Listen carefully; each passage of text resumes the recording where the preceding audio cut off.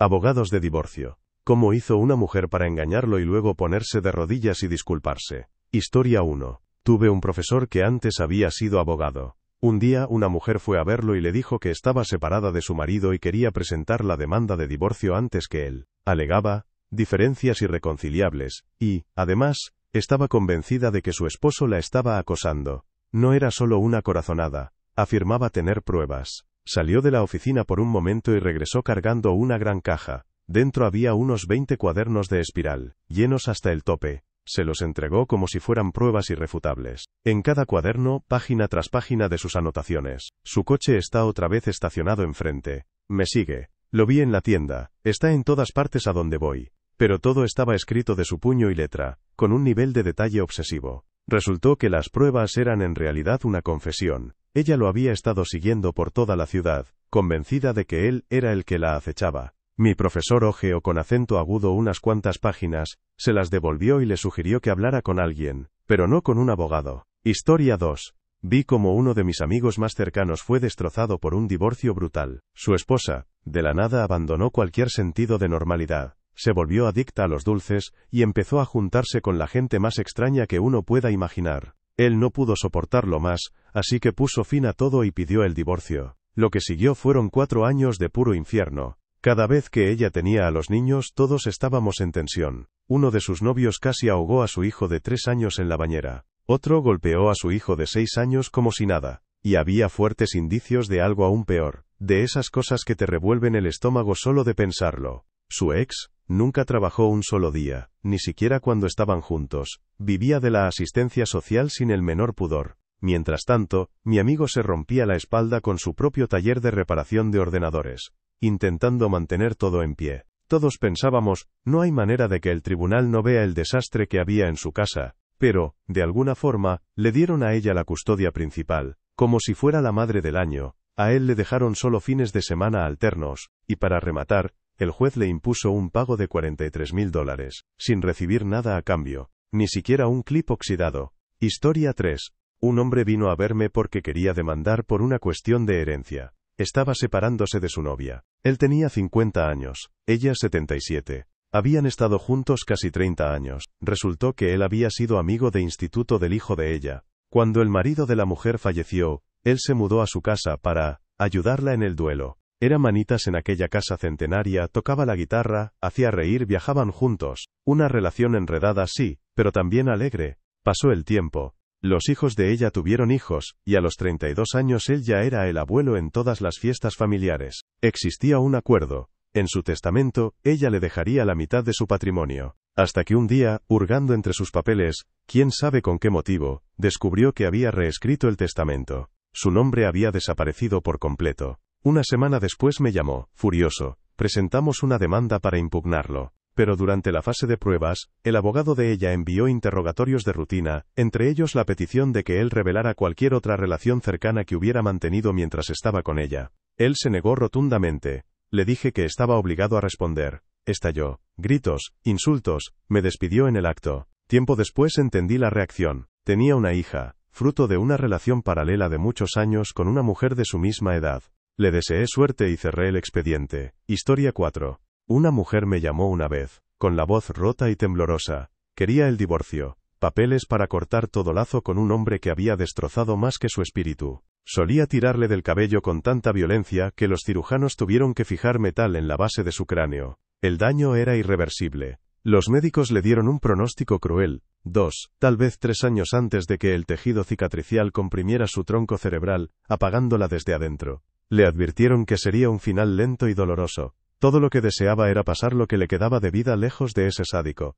Lo extraño vino después. Creí que era un caso trágico y único, hasta que volvió a repetirse. Otra mujer. La misma historia brutal. El mismo diagnóstico, casi palabra por palabra. Presentamos ambas demandas, listos para luchar por ellas. Y entonces, silencio. Ninguna volvió a llamar, ni un correo, nada. Pasaron los meses. La curiosidad pudo conmigo, y busqué sus nombres en internet. Nada. Ni rastro. Como si se hubieran desvanecido. Historia 5. En mi despacho llevamos un caso contra un profesor titular de mi antigua universidad. Nuestra clienta era su esposa, y vaya personaje resultó ser.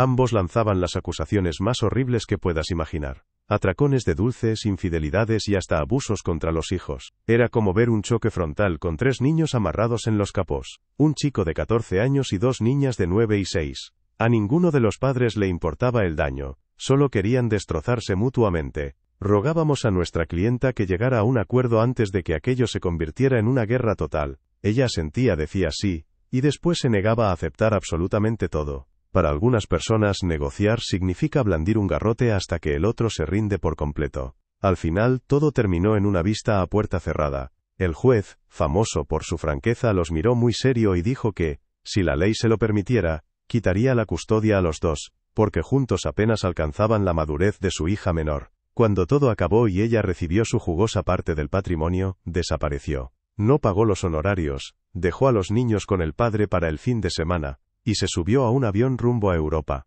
Historia 6. En cuanto a pura locura, sí, he visto de todo. He visto a padres acusarse mutuamente de cosas horribles, abuso, acoso, lo que quieras.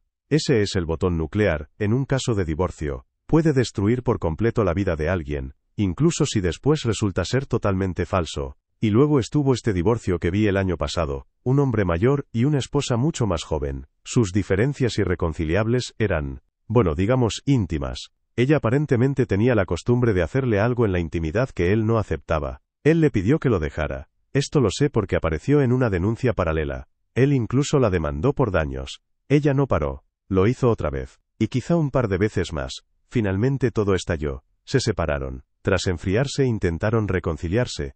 Tuvieron sexo de reconciliación. Y sí, ella lo volvió a hacer. Esta vez, según él, le perforó el colon. Necesitó cirugía. Rehabilitación, todo el paquete. Él se divorció de ella y además la demandó. Una locura absoluta, pero está en los registros públicos. Y por suerte, no fue mi caso. Historia 7. Cuando llegó nuestro hijo, todo cambió. Mi esposo siempre había sido un adicto al trabajo. Despertaba temprano, volvía tarde, y aún en casa su mente seguía en la oficina. Mientras éramos solo dos, eso se podía manejar. Pero con un bebé, el equilibrio se vino abajo. Yo también trabajaba a tiempo completo, y cada noche sentía que la carga caía únicamente sobre mí. El resentimiento se fue metiendo despacio, como una niebla que no notas al principio, hasta que un día descubres que ya no puedes ver nada a través de ella. Él tenía 2 hijos de su matrimonio anterior, y recuerdo que decía que su ex era prácticamente una madre soltera durante el día. No lo entendí de verdad hasta que me tocó vivirlo.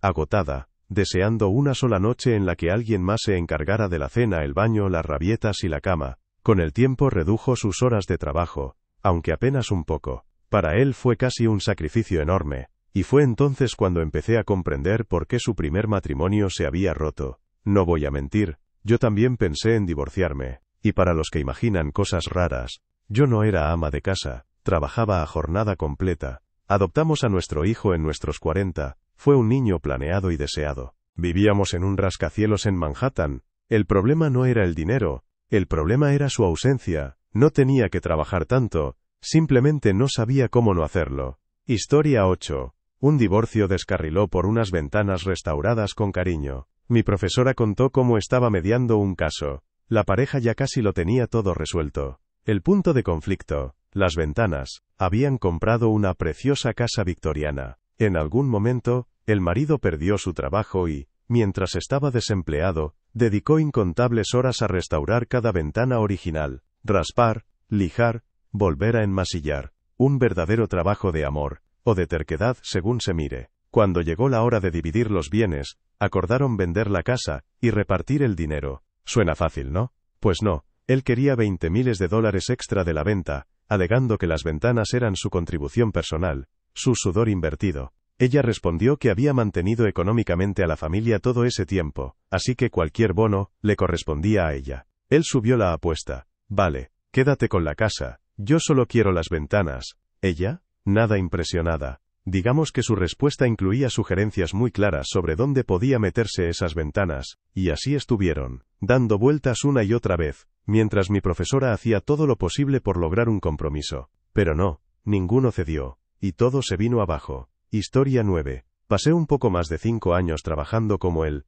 chico de video, y asistente técnico en un bufete de derecho familiar en un pueblo pequeño. Una vez vi a una pareja gastar $40.000 y 2 rondas de mediación legal peleando con uñas y dientes por un juego de luces navideñas en forma de chiles rojos. Y no eran pobres, tenían dinero de petróleo y gas, varias casas, cuentas llenas, pero no. Ella nunca tendrá esas luces, es cuestión de principios. Un circo absoluto. Otra joya. Una familia que se estaba separando, tuvo que dividir los gastos mensuales de combustible para su jet privado. Un palco VIP recién comprado de los Cowboys, el estadio ni siquiera estaba terminado. Y una hoja de 6 páginas llena de autos. Un Austin Healey del 60, un Shelby Fastback del 67, Ferraris, todo. En el contrainterrogatorio, uno de ellos confesó tranquilamente haber gastado $120.000 en solo 3 partidos de los Cowboys, $40.000 por juego. Y eso en la temporada en que Tony Romo estaba lesionado. Aquella audiencia fue mi primera vez sentado junto al equipo legal.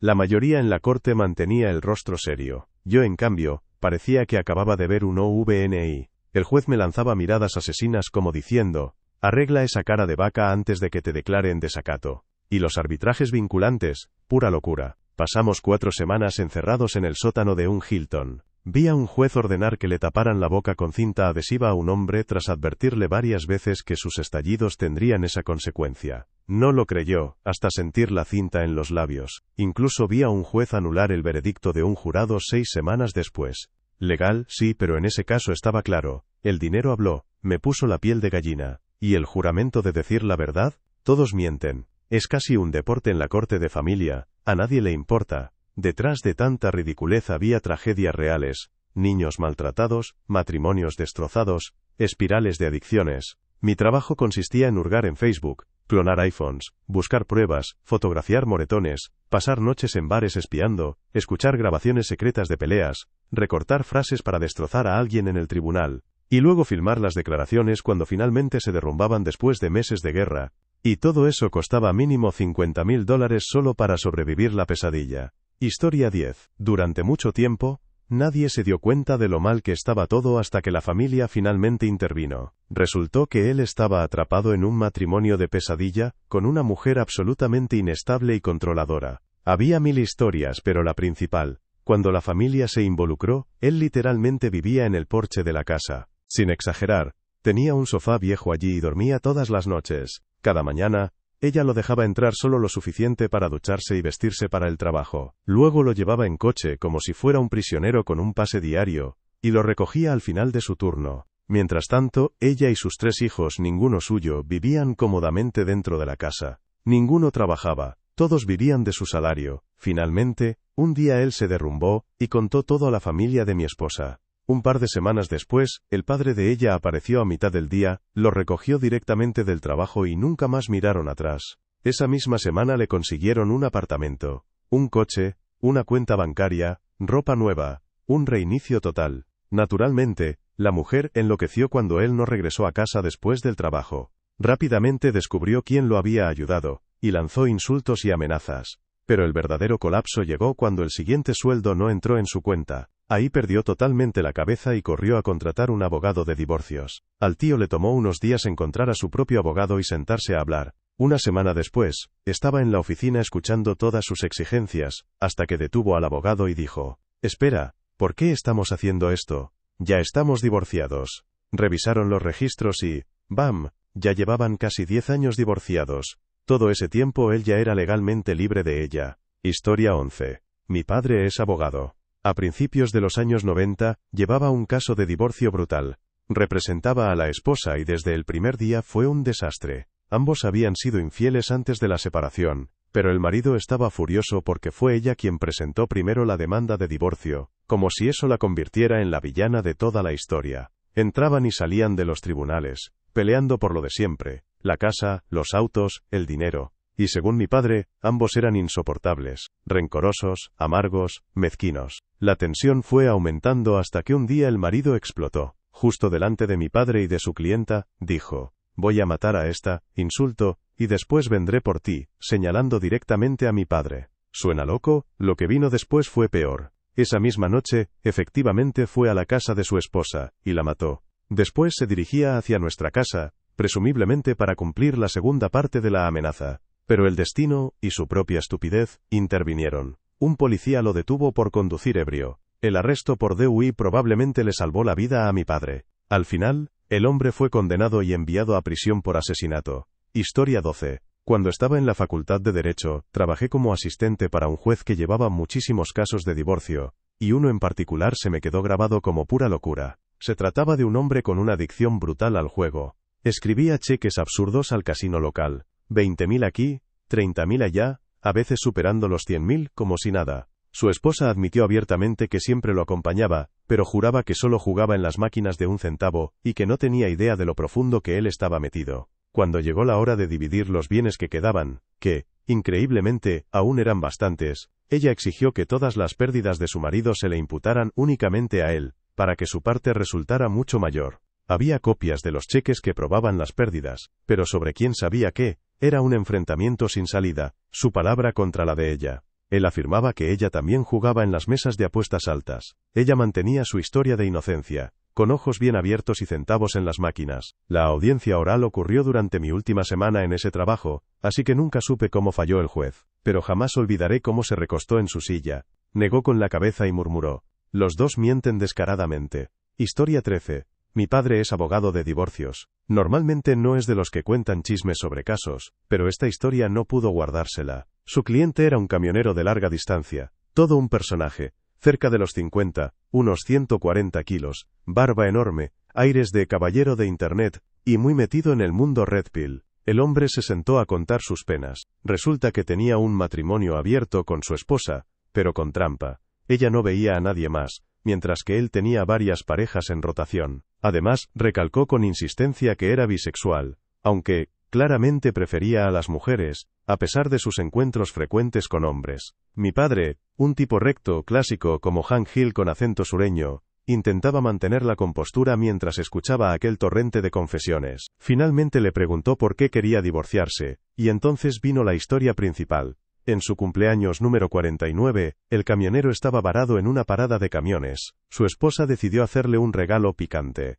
Como sabía que era BI, contrató a un escort masculino para que lo sorprendiera. La celebración tuvo lugar en la cabina del camión. Todo marchaba con entusiasmo, hasta que en el momento más intenso, el escort le dio un mordisco fuerte. Le dolió muchísimo. Por reflejo, lo golpeó. Lo echó de la cabina y llamó de inmediato a su esposa, gritando que quería divorciarse. Sus palabras: «Por traerme a una mujer, así». Mi padre siempre dice que fue uno de los momentos más difíciles de su carrera para mantener el rostro serio y no soltar la risa. Historia 14. Mi abuelo fue abogado de derecho familiar en Los Ángeles en los años 70. Representaba a una mujer en un divorcio y, un día durante una audiencia hicieron un receso. Afuera del tribunal, el exmarido de ella de repente sacó un arma y apuntó contra mi abuelo. Él intentó esquivar y cubrirse detrás de un árbol, pero aún así recibió 3 disparos en el estómago. Milagrosamente sobrevivió, tras pasar varios meses en el hospital. Durante años solía decir en broma que él era la razón por la que pusieron detectores de metales en los tribunales. Historia 15. Mi abuelo pasó por un divorcio bastante duro hace unos 10 años. En 1994 había fundado una firma de consultoría que con el tiempo se convirtió en un negocio multimillonario. En ese entonces estaba casado con su segunda esposa, no con mi abuela. Ella fue la primera, se divorciaron en los años 80. La segunda tampoco era poca cosa. Era ejecutiva de alto nivel en una gran empresa de salud y belleza. Los dos eran muy exitosos, y estaban acostumbrados a salirse siempre con la suya. Vivían en una mansión en un barrio exclusivo, de esos donde cada entrada parece un anuncio de coches. Tras el divorcio, ella se quedó con la casa y con su propio patrimonio de la empresa donde trabajaba. Pero no se conformó. También quiso quedarse con el 51% de la compañía de mi abuelo. Eso no prosperó en el tribunal. Ya había recibido más de la mitad de los bienes comunes, y el juez básicamente le dijo: «Ya es suficiente». En realidad a mi abuelo no le importaba tanto el dinero. Lo que quería era mantener intacta su empresa, que seguía generando ingresos. Lo extraño empezó después de la separación. Supuestamente contrató a un investigador privado para vigilarlo. De hecho encontramos un dispositivo de rastreo escondido en su coche. Mientras él vivía en un apartamento durante el proceso, ella apareció allí con su abogado para fotografiar todas sus pertenencias. Y él de alguna manera los dejó entrar. Incluso abrieron el refrigerador y le tomaron fotos al interior. No tengo idea de qué argumento legal buscaban con eso. Señoría, prueba A. Su sospechosa colección de condimentos. Más tarde, cuando empezó a salir con mujeres otra vez, ya con 60 años, ella seguía metiéndose en su vida. Llamaba por teléfono y se ponía a charlar con su nueva novia, como si todo fuera normal, y no lo era. Para mí fue muy raro, porque yo crecí pensando que ella era mi abuela. Ni siquiera conocí a la verdadera madre de mi padre hasta los 7 años, y a mi padre mismo hasta los 6, así que ella siempre fue como una figura de abuela para mí. Pero mi papá la detestaba, me contó muchas historias de lo que hacía cuando él era adolescente. La palabra desequilibrada aparecía seguido. Hace años que no tenemos contacto con ella. Historia 16. Mi primer caso de derecho familiar. Y todavía sigue siendo una de mis pequeñas victorias favoritas. Mi clienta era una madre a la que el padre de su hijo demandó por la custodia y la manutención. Ahora bien, el padre no era precisamente un ejemplo. Tenía un cargo reciente por armas y otro por dulces. Ya saben de qué hablo. Mi clienta, en cambio, no tenía ningún antecedente. Durante el contrainterrogatorio le pregunté directamente por esos cargos y le solté. Si hoy le hicieran una prueba, ¿la pasaría? Con toda la cara, me dijo que sí. Entonces pedí al juez, en ese mismo momento, que la oficina del sheriff hiciera la prueba, a los dos, para ser justos. El juez aceptó. Resultado, el padre fracasó estrepitosamente. La madre la pasó perfecta. El juez otorgó a mi clienta la custodia completa y la manutención. En los papeles parece un resultado estándar, nada del otro mundo, pero lo que lo hizo especial fue el contexto. Este era mi primer caso de familia, y la abogada contraria era muy conocida, dura como el acero. Antes de la audiencia, irrumpió en la sala exigiendo que aceptáramos las condiciones de su cliente, lanzando amenazas del tipo: tu clienta no volverá a ver a ese niño si no aceptas. Yo, tranquilo, ofrecí un acuerdo estándar. Fines de semana, visitas regulares, nada excesivo. Ella lo rechazó como si no tuviéramos ninguna posibilidad. Y entonces, su cliente se estrella con la prueba. Mi clienta gana de lleno. Después recibí un buzón de voz de la abogada contraria felicitándome, palabras de ella por patearle el trasero en la audiencia. Incluso me llamó un humilde hijo de perra, por haber mantenido la calma y haber hecho esa oferta sabiendo lo que se venía. Para un abogado novato, fue una satisfacción enorme. La ironía. 1 año y medio más tarde los padres volvieron a estar juntos, cosas de la vida. Historia 17. Un amigo mío quería divorciarse de su esposa. En Corea, la ley es bastante simple. No hay pensiones vitalicias ni pagos interminables. Si no hay hijos, todo se resuelve de forma directa. La única compensación asegurada es si uno de los cónyuges demuestra que aumentó directamente el patrimonio del otro. Por ejemplo, si el negocio del marido pasó de 50.000 a 5 millones gracias a la ayuda de su esposa, ella tendría derecho a una parte. Ellos llevaban 4 años casados, pero la relación no funcionaba. Él se mudó, aunque, siendo un buen tipo, siguió pagando su alquiler y las facturas durante el proceso. Incluso le ofreció $20.000 como liquidación única, lo cual era una gran suma para él. Pero su esposa se volvió ambiciosa y exigió 30.000, negándose a aceptar menos. Fueron a juicio. Mi amigo reiteró que estaba dispuesto a pagar los 20.000. Ella insistió en los 30.000. Los abogados remarcaron lo generoso que ya había sido al seguir manteniéndola. El juez la miró y le preguntó: ¿acepta los 20.000? Ella dijo que no. El juez respondió: entonces será 0. Divorcio finalizado. Sello.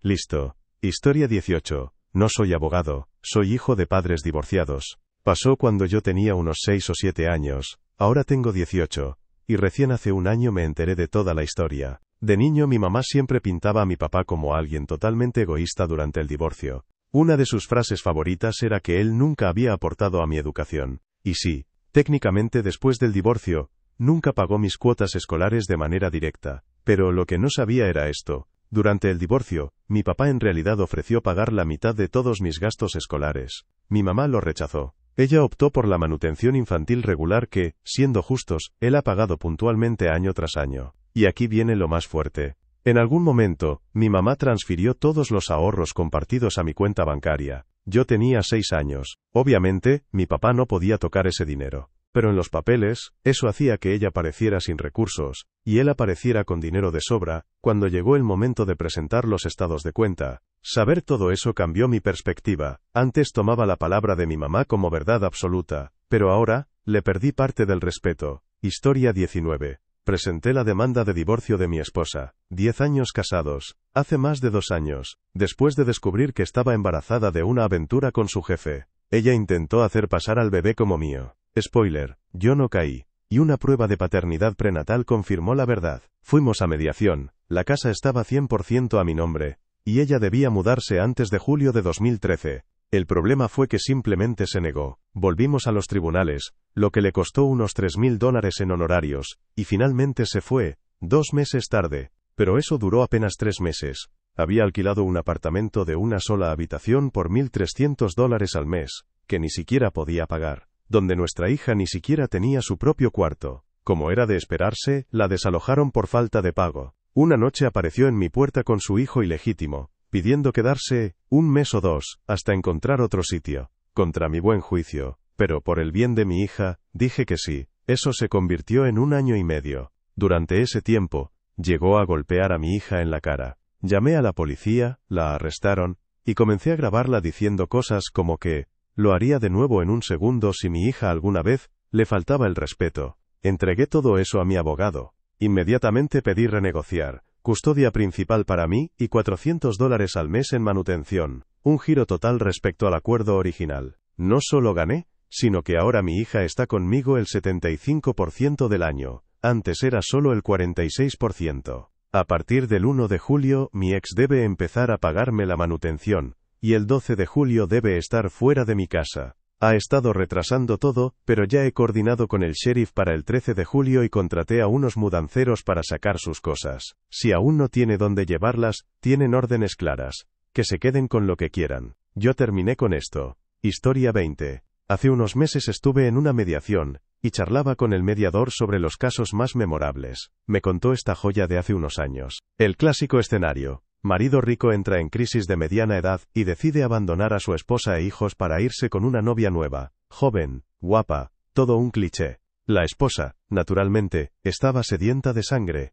Llegó a la mediación con una lista de demandas desorbitadas, montones de dinero, propiedades, probablemente también el perro y las obras de arte. El mediador trabajó todo el día como loco, tirando de un lado y del otro, pero ella no cedía ni 1 centímetro. Bloqueo total. Finalmente, al final de la jornada, el marido explotó, levantó las manos y dijo: «Al diablo, denle todo lo que pide, estoy harto». El mediador, creyendo que la pesadilla al fin había terminado, fue a la sala de la esposa para darle la buena noticia. Su futuro ex había cedido por completo, y ahí fue cuando todo se descarriló. En lugar de celebrar, ella estalló en furia. No le alegraba ganar. Le enfurecía que él estuviera dispuesto a entregarle una fortuna solo para librarse de ella e irse con su novia. Ella no quería la victoria, quería la guerra. Historia 21. Mi primera clienta estaba atrapada en una relación abusiva. Su futuro exmarido la bombardeaba constantemente con mensajes, diciéndole que nunca vería 1 centavo de manutención, burlándose de que se aseguraría de que ella y los niños se quedaran sin nada.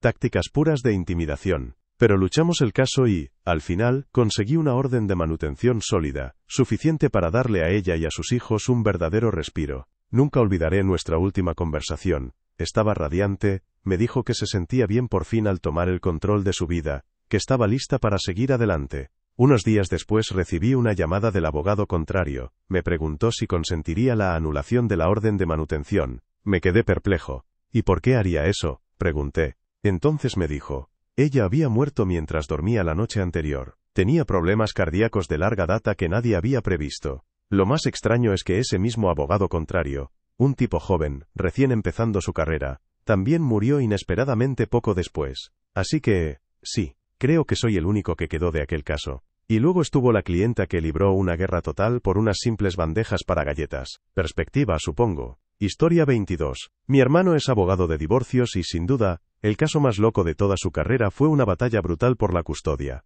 Y aquí viene lo increíble. Mi hermano, dato curioso, antes de ser abogado fue actor fracasado. Estaba leyendo de noche las transcripciones de los testimonios. Al final de la declaración de uno de los niños, aparece una línea rarísima. ¿Lo hice bien en mi papel? Se quedó helado. ¿Qué niño dice algo así? Bandera roja al instante. Durante el proceso de descubrimiento, solicita los movimientos de la cuenta bancaria personal de la esposa. Y ahí estaba. Pagos a una escuela de actuación. Empieza a indagar más, cita al supuesto coach de actuación a declarar, y el hombre, sudando a mares, termina entregando unos DVD. ¿Y qué había en esos discos? Horas de grabaciones mostrando a los niños siendo entrenados, paso a paso, para decir exactamente lo que tenían que declarar. Todo falso, todo ensayado. Cada acusación desgarradora era puro teatro. Fue el único y verdadero momento Perry Mason, en más de 20 años de carrera de mi hermano. El juez desechó el caso de la madre en un abrir y cerrar de ojos, y el padre obtuvo la custodia exclusiva de los hijos. Historia 23.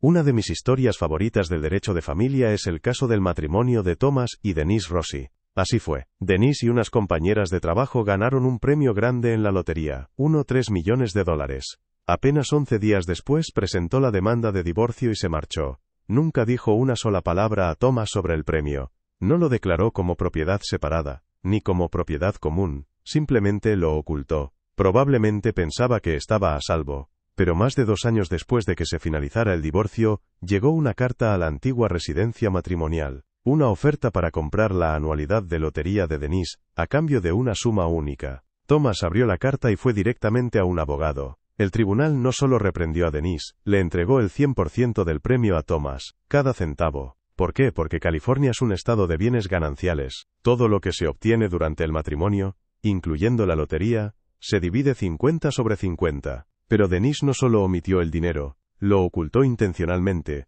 lo cual es una violación grave. Según la sección 1100 del Código de Familia de California, si alguien esconde fraudulentamente un bien común durante el divorcio, el tribunal debe otorgar ese bien completo al otro cónyuge. No hay margen. Da igual si es un premio, acciones, una pintura oculta, la consecuencia es la misma. Así que, intentando quedarse con todo, Denise terminó sin nada. Historia 24. Mi ex me usó totalmente por dinero. En esa época, yo trabajaba como stripper, y él se aprovechó al máximo. No solo emocionalmente, sino también financieramente. Me enganchó a los dulces que él mismo me vendía, y cada vez que le compraba, apartaba parte de mi propio suministro para sí mismo. Mientras tanto, yo me mataba trabajando para conseguirnos un techo. El plan era claro. Yo seguía trabajando mientras él estudiaba en la universidad, y cuando se graduara, encontraría un buen trabajo, dejaría el negocio, y me pagaría a mí los estudios. Y lo hice. Trabajé y trabajé, lo mantuve durante 3 años de carrera.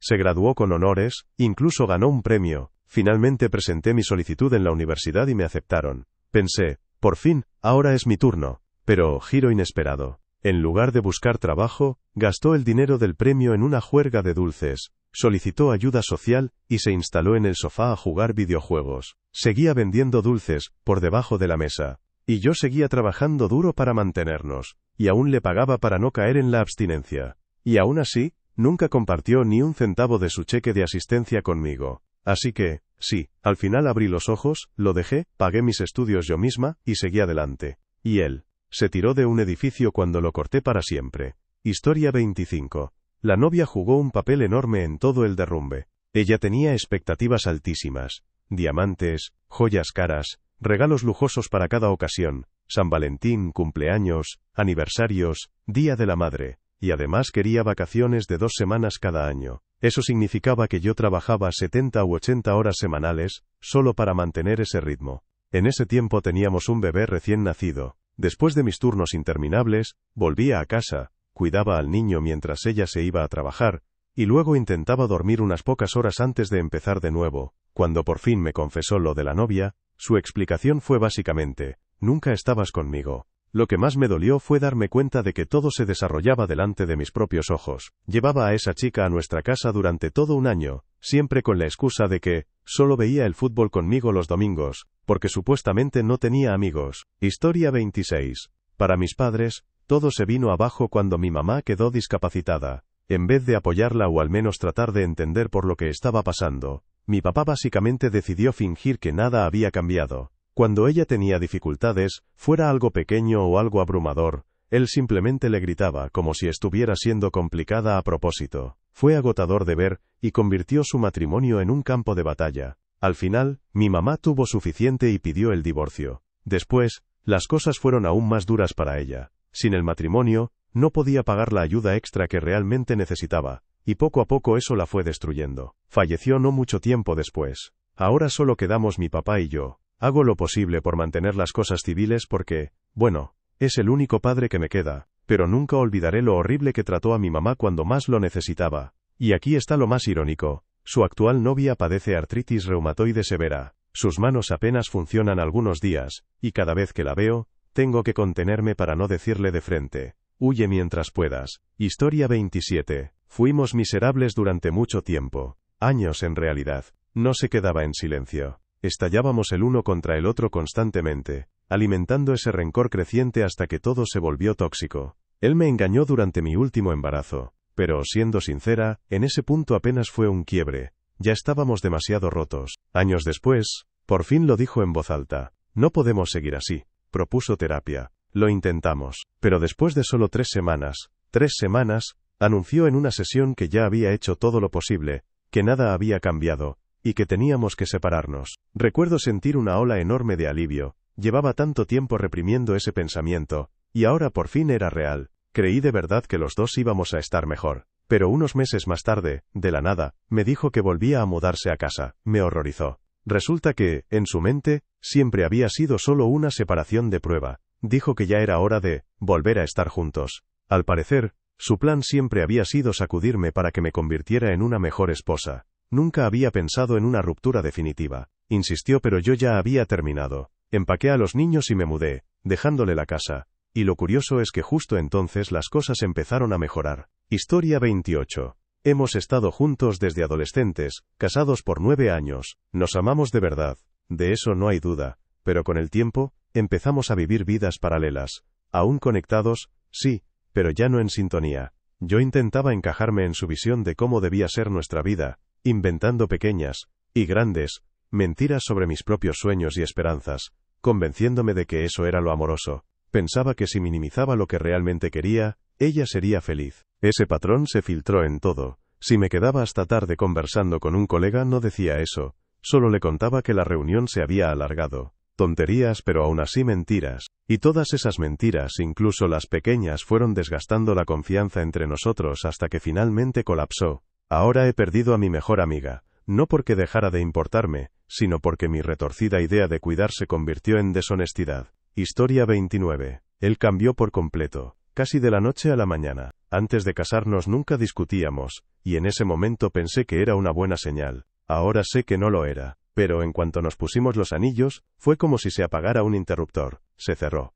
Totalmente. Se negaba a hablar de cualquier cosa seria por más que yo intentara abrir la puerta. Le suplicaba, dime qué pasa, qué puedo hacer, cómo arreglamos esto. Pero nada. Un muro absoluto. Y cuando hablaba, la mayoría de las veces era gritando. Yo tampoco fui perfecta. También levanté la voz. Pero estaba desesperada por llegar a él. Llegó un punto en que tuve que plantearlo claro. Si te resulta tan incómodo abrirte conmigo, ¿cómo podemos seguir? Entonces, él le dio la vuelta a todo, y se hizo la víctima ante todos sus conocidos, diciendo que yo era la cruel que lo había abandonado. Después de la ruptura, una noche terminé husmeando en sus redes sociales como suele pasar, y descubrí que en realidad se había arrepentido de casarse conmigo desde el principio. Intuyo que por eso se cerró. No quería estar allí, pero no sabía cómo decirlo, así que simplemente desapareció emocionalmente. Durante mucho tiempo estuve destrozada. No salía con nadie, no confiaba en mí misma, y no dejaba de pensar que quizá el problema era yo, que estaba destinada a herir a cualquiera a quien quisiera. Historia 30. Mi ex era camionero de larga distancia. Llevábamos ya 18 años casados, una familia completa de los tuyos, los míos y los nuestros. Una tarde cualquiera recibí una llamada inesperada de un hombre. Lo primero que me pregunta es, ¿su marido se llama Ray, conduce un camión y transporta una carga de mantequilla? Se me heló el corazón. Estaba segura de que iba a escuchar que mi esposo había quedado hecho trizas en la I-90. Le pregunté por qué llamaba, preparándome para lo peor, y me dijo que sospechaba que su esposa y mi marido tenían una aventura. Su mujer trabajaba como mesera en una parada de camiones en Indiana. Me dio un número de teléfono y un PIN, y me pidió que lo llamara para ver si el mensaje de voz era la voz de mi marido. Llamé. Ingresé el PIN. Y ahí estaba, mi esposo clarito, dejando un dulce mensaje para esa mujer. Volví a llamar al hombre y confirmé, sí, era mi marido. Al día siguiente, cuando mi esposo llamó como siempre, le pregunté de quién era ese número. Se hizo el tonto, dijo que no tenía idea. Resultó que esa mesera era su parada habitual cada vez que pasaba por Indiana. Normalmente cuando volvía de un viaje, yo conducía 2 horas para recogerlo en el estacionamiento de su empresa. Esta vez, cuando salió de la oficina esperando el paseo de siempre a casa, bajé la ventana y le entregué un sobre. Papeles de divorcio. Historia 31. Nunca estuvimos en la misma sintonía. En nada. Yo decía arriba, ella decía abajo, yo decía negro, ella decía blanco. No importaba lo trivial que fuera el asunto, siempre me llevaba la contraria. Al principio pensé que era mala suerte, o una simple falla de comunicación, pero con el tiempo me di cuenta, tenía que ser intencional. Incluso un reloj roto acierta 2 veces al día, pero con ella nunca. Poco a poco entendí que simplemente no sabía funcionar como parte de un equipo, y aún así no tenía ningún problema en aprovechar todo lo que yo aportaba a la relación. Ella quería vivir bajo sus propias reglas, hacer lo que quisiera, cuando quisiera, siempre velando únicamente por sus propios intereses. Mientras tanto, yo tomaba decisiones pensando en los dos, ponía sus necesidades por encima de las mías hasta el punto de descuidar las más básicas. Ese tipo de desequilibrio se acumula. Y sí, con el tiempo se convirtió en un gran resentimiento por mi parte. Empecé a actuar y reaccionar de formas que no me enorgullecen, cosas que no voy a desmenuzar aquí. Definitivamente no fue mi mejor capítulo.